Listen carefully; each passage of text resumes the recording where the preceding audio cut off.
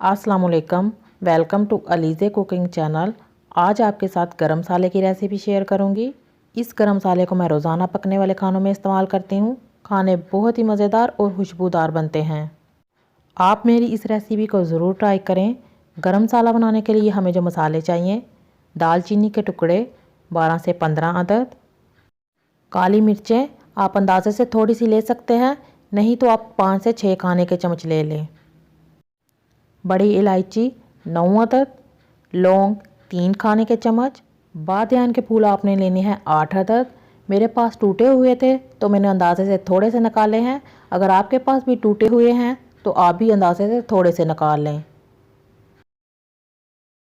सफ़ेद ज़ीरा 8 खाने के चम्मच, जवतरी, ये जो ऑरेंज कलर की आपको नज़र आ रही है ये जवतरी है, इसके आपने सिर्फ 2 फूल लेने हैं। जायफल लेंगे 1 अदद। जायफल आपने लेनी है और इसको आपने किसी भी चीज़ के साथ तोड़ना है। तोड़ने के बाद इसका ऊपर वाला छिलका फेंक दें, अंदर से ये बीज निकलेगा, इसे मसाले के साथ शामिल कर लें। हम 1 अदद जायफल लेंगे, मसाले को ग्राइंडर जार में डालें और इसको अच्छी तरह ग्राइंड करें। ग्राइंड करने के बाद इसको छन्नी के साथ छान लें और दोबारा से मसाले को ग्राइंड करें। इसी तरह तमाम मसाला पीस लें। गरम मसाले को आप किसी भी एयर टाइट डिब्बे में डालकर बंद कर दें और ज़रूरत पड़ने पर निकाल कर इस्तेमाल करें। मैं अपने रोज़मर्रा के खानों में इसे हाफ़ टी स्पून इस्तेमाल करती हूँ।